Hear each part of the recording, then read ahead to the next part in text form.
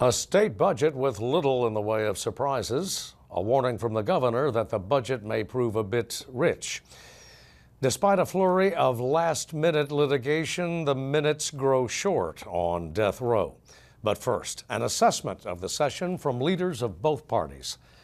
Arkansas Week, next. Arkansas Week is made possible in part by the Arkansas Times, keeping you informed by covering people, events, and politics in Arkansas. By FM 89, KUAR in Little Rock, with in-depth news reporting, analysis, and discussion each weekday.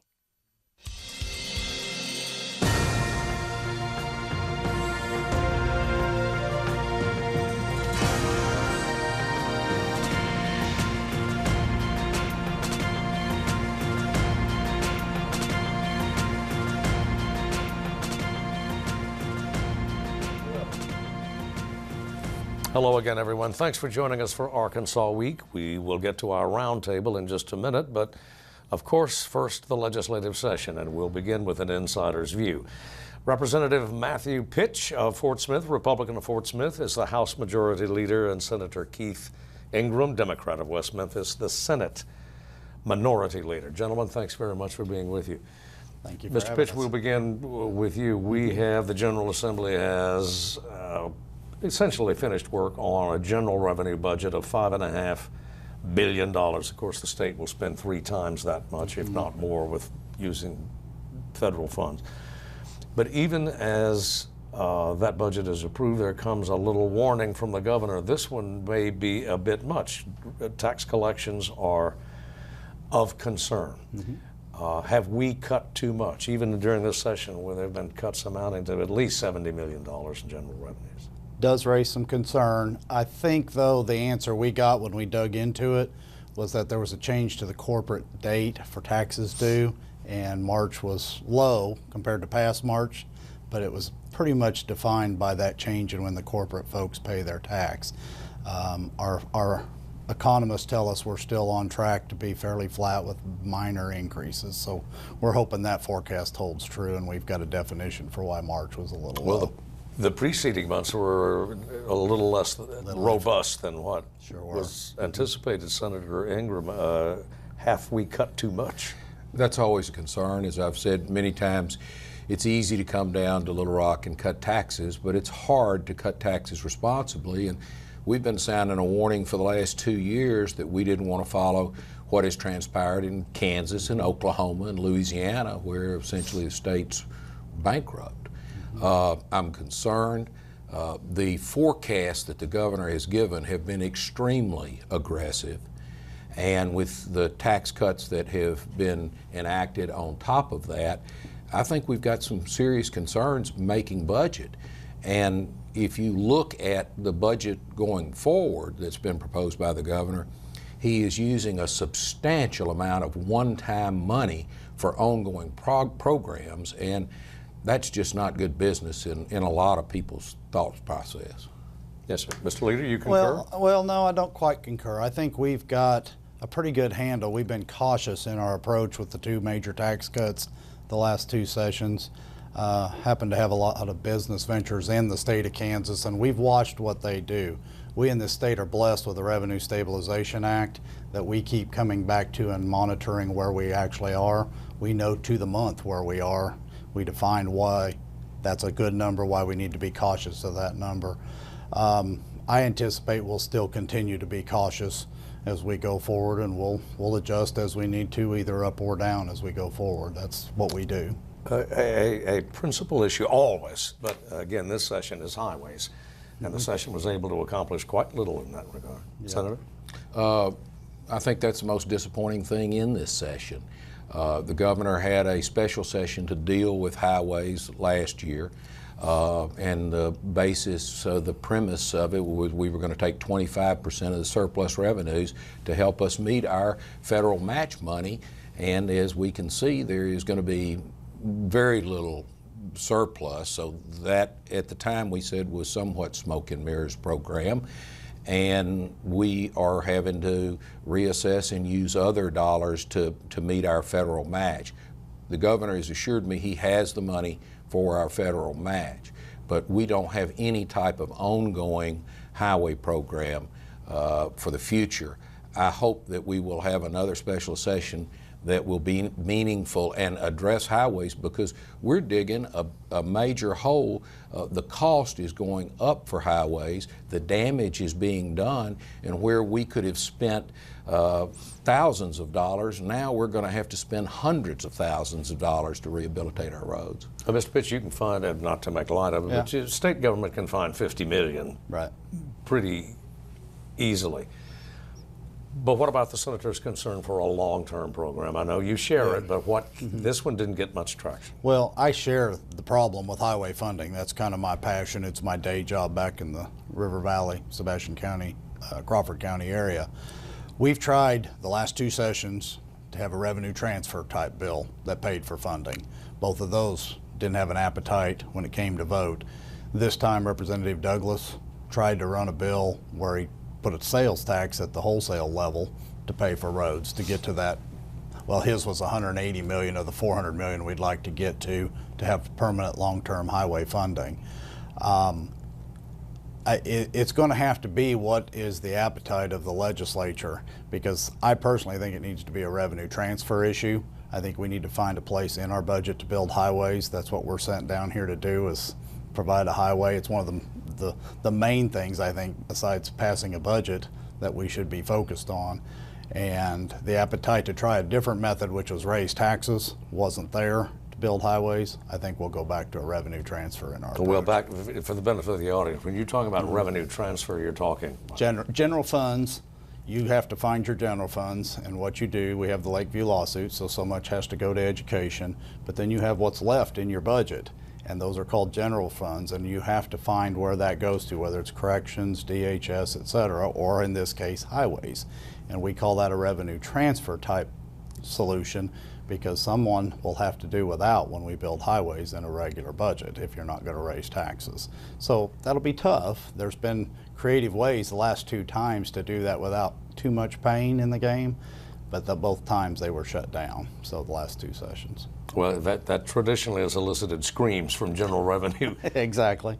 Senator, from general revenue agencies and their constituencies. Well, I mean, the school establishment, DHS, I think corrections. you can look, the reason tuition in colleges have gone up, the funding level has gone down over the years, or in the last few years has been at a base level, and the only way that the universities have to make it up is through raising tuition. So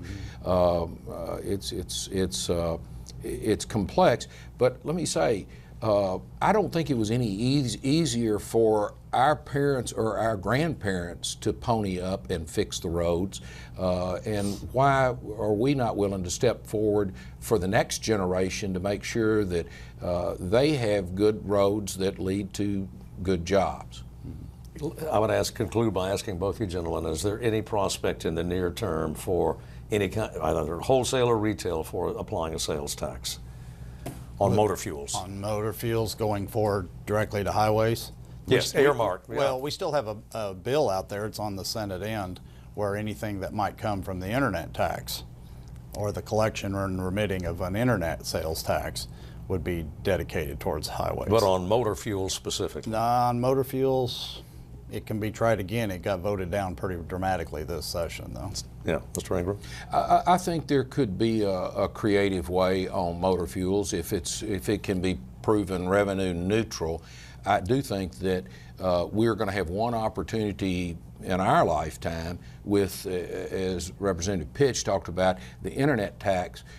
We have seen numbers that it could be up to $200 million in revenue, and my dream has always been to use that revenue and offset it with moving general revenue that are automobile related, batteries, tires. The people that use the road should pay for it. And I don't think there's any disagreement about that. I guess it all comes back to what level we're going to pay for it. Gentlemen, thanks very much. We're out of time. Thank you very much for yours. Okay, thank you.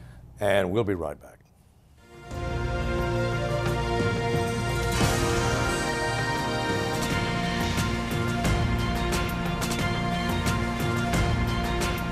And we're back with our round table now. Wesley Brown joins us from Talk Business and Politics. Bobby Ampazan from Arkansas Public Media and Ernie Dumas, an independent journalist. Gentlemen, we just heard the leaders of both chambers talking about the general revenue budget, $5.5 billion. Of course, it'll be 5 times that much when you factor in federal spending. The thing that gets me is even as we pass that budget, there's a warning, Wesley, from the governor that, wait a minute, we may be facing some leaner times than this budget indicates. Yeah. There, in discussion in the House Joint Committee, there was also quite a bit of consternation, concern over the final 4 months of the fiscal year, which ends on June 30th. Revenue picture is at best tepid. You know, I think the governor, as he did earlier in the year, in January and February, he expressed concerns that he warned state agency officials that we may have to cut a little bit, cut here, cut there, and he made those warnings. And yesterday or this week, he made some of those same expressed some of those same kind of concerns. So it's going to be interesting to see over these last 4 months how the revenue comes in and if they will make the numbers that the lawmakers that you just talked about. Well, 2 things happening at the same time. One, we have record low unemployment in Arkansas, and we have also just in the session just ended reduced general revenues by at least $60–70 million. Are we playing with fire here, Ernie? Well, the other thing, of course, is that not only is unemployment at record lows and there's been some employment growth, but if you remember the last two or maybe 3 legislative sessions now, they cut taxes for higher incomes, for middle income people. And all of that was supposed to lead to huge, substantial revenue growth. I never believed it. It never has produced revenue growth when you cut taxes. But nevertheless, that was part of the forecast. And even at that, the budget forecast for this year was very low. They have been consistent about that the last 5 or 6 years. At the beginning every year, forecasting revenues very, very conservatively, so that they'll wind up the year with a good surplus they can spend on general improvement projects. So not this time around. Not this time around. There'll be no general improvement projects in the immediate future anyway. So that's part of it. So it is kind of gloomy in that respect. But I guess they're going to pass in final passage of the internet sales tax. So it'll be a little spurt of revenue. We don't know how much, but there'll be a spurt of revenue from requiring out-of-state dealers to collect and remit sales taxes on internet sales in Arkansas. So that'll be some revenue, and I guess that goes to is that earmarked for general revenues? It's not going to highways anyway. The highways wanted to get their snout into that revenue and did not. So, but anyway, it'll be touch and go, and there may have to be some further cuts after the fiscal year begins. Yeah, and I think you pointed out that the internet sales tax, it specifically comes from the only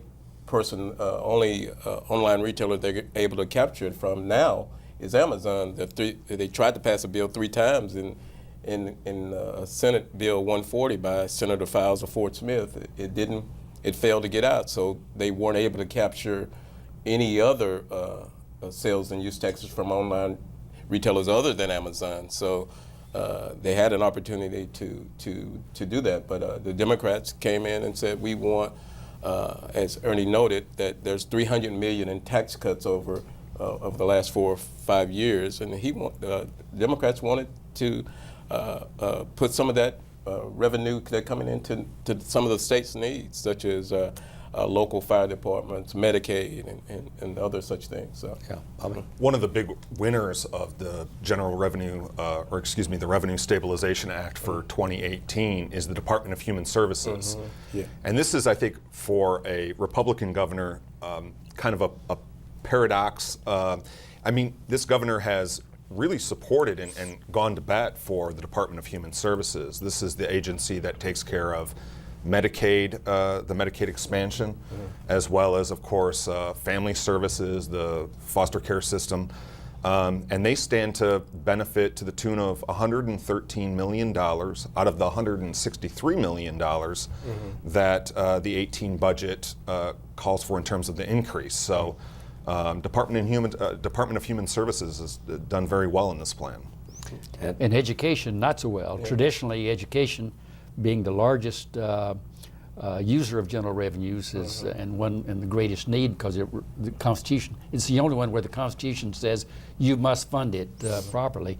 But it has taken some licks for the last 3 or 4 years, and will in this budget as well. It's not getting cut, but it's getting very little increase. Yeah, so it was pretty much flat this year from the previous biennium, and as you said, the DHS, the Department of Human Services, I think their increase was like 7.6%. So that is and if you look at the other budget, the other areas, most of them were flat or leaning the other way. So it'll be interesting, as you said, Steve, over the next 4 months, how the governor and lawmakers deal with what could possibly be a pretty dismal last 4 months of the fiscal year. Well, for the highway establishment, it was a pretty dismal session. Could not get a bill out, but now you're telling me, just before we began taping, prospects for a special session still there. Yeah, I think. But is there consensus? Can you get a consensus? No, it's still the big thing was the wholesale gas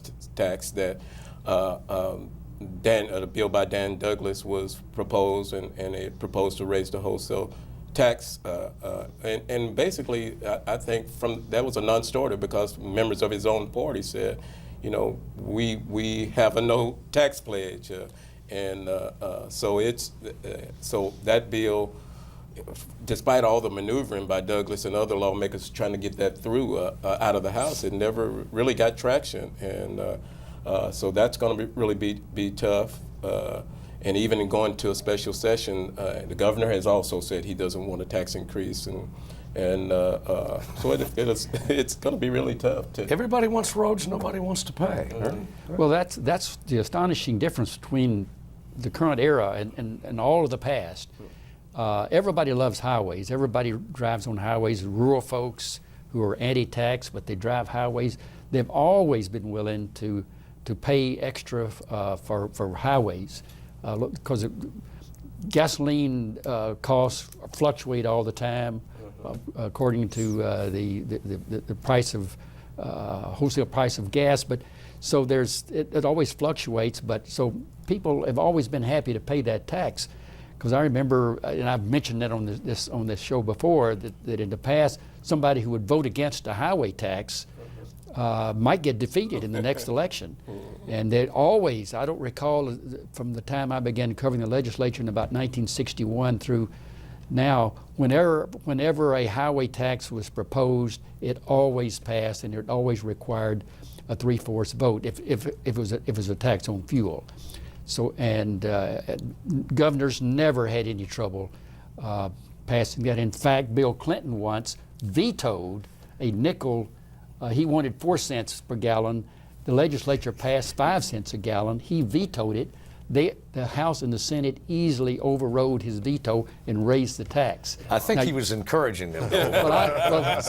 He would always maintain, and the sponsor of that bill has told me a few weeks ago, no, the governor really did not want but 4 cents. That Bill Clinton was sincere. I didn't really believe him, but that's what they said. But that's how things have changed. Now you can't. The word tax is just awful, and people do not. I don't know whether the voters are like that or not, but it hadn't been very long when polls would show voters favored a sales tax for education, and that's how Bill Clinton passed the sales tax for education. Now I gather that no governor would dare say he supports a tax increase now. Mm-hmm. And I guess those lawmakers don't have that institutional memory, because that there's been no traction for any kind of a tax increase for highways. Well, and the proposal, we should say, was not to levy the tax outright, but to pass it on and ask the voters to do it, yeah. At an election to pass it. But they wouldn't do that. They wouldn't even refer it to the voters for a tax increase. Mm-hmm. But I remember when Dale Bumpers was governor, and They had everybody wanted a gasoline tax for the highways. Highways desperately needed money for develop rural highways. And so they were in a conference, and Governor Bumpers said, I guess why don't we just refer this to the voters? And the very conservative old farmer representative from Stuttgart, Wayne Hampton, said, Governor, people of Arkansas elected you to show leadership and make these decisions, and they elected us to make those decisions. Said, don't leave it to the voters. They elected you. Show some leadership. And he said, you're right. And he proposed it, and they passed it, and nobody got defeated in the next election. And he got elected by a landslide. And he passed all kind of other taxes as well. Well, here's some competition. This is equal to Alabama Clemson, and it's the NRA versus the SEC, and I guess the Sun Belt. Even as we take this broadcast, the Senate on an amended version of the gun bill. And this would allow colleges to ban firearms in sports venues, stadia and whatever, arenas. It's nip and tuck in the Senate, so I'm told. Yeah, it passed out of the House last night, as you said, 71-20.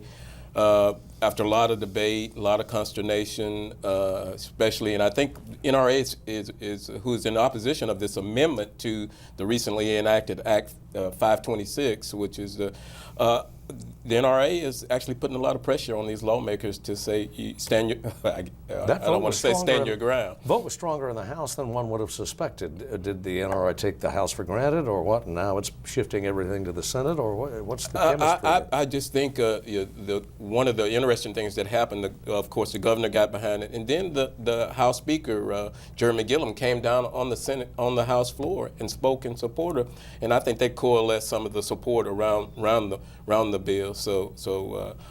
And pretty much what Governor Hutchinson has wanted during this session, he's pretty much got. So. Bobby, you've been on the execution beat this week, so to speak, and there is litigation. We've lost track of the litigation. Yeah. So now we're within 3 weeks before the first pair of death row inmates would be executed on April 17th. And this week has seen an absolute surge in court filings and attention. Last night I was at a ACLU event, a kind of panel discussion.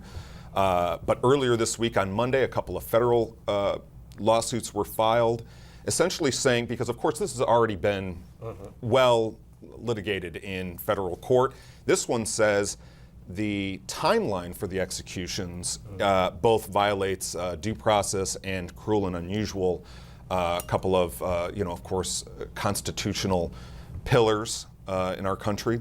And then in the middle of the week, you had Pulaski County Circuit Judge Wendell Griffin ruling on the state's secrecy, the state's, the act that confidentiality. The confidentiality on the three drugs that are used in lethal injection.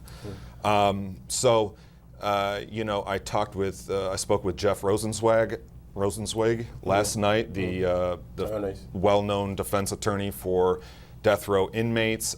He's confident that there'll be stays, but it remains to be seen. Like I say, it's now, we're just 3 weeks out. So yeah, so far this year, in terms of stays, there's been I talked with the Death Penalty Information Center in Washington, D.C.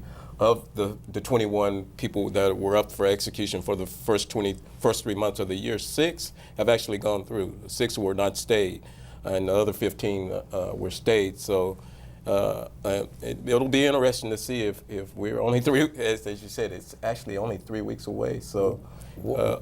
What's our sense? Are any of these Hail Mary? Well, obviously they're Hail Marys, but on the part of the defense. But well, they're all how always much law is Hail there? Mary, but there's some new wrinkles in these cases. For example, you referred to the one that Judge Griffin is handling, the question of whether the law specifically says the confidentiality of suppliers of the drug, that you can't disclose that, but not the maker of the drug. And so this lawsuit is over requiring him to divulge the name of the manufacturer of the drug, the pharmaceutical house that makes it.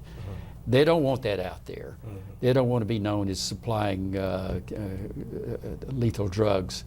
So that's the big issue there, and that goes back to the state Supreme Court today. The Attorney General is going to appeal that to the state Supreme Court.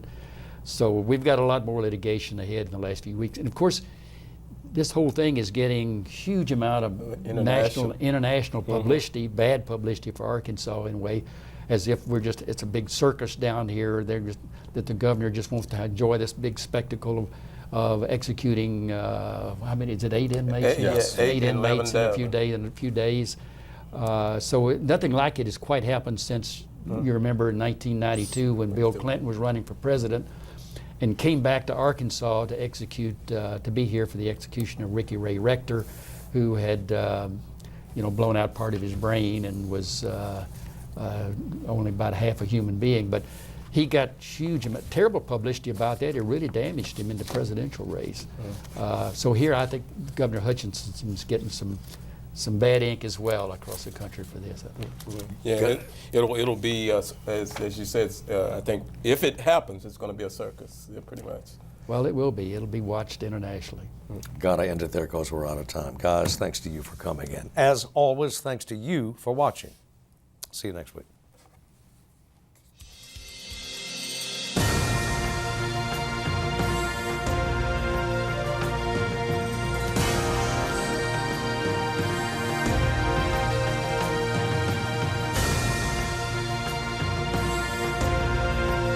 Arkansas Week is made possible in part by the Arkansas Times, keeping you informed by covering people, events, and politics in Arkansas. By FM 89, KUAR in Little Rock, with in-depth news reporting, analysis, and discussion each weekday.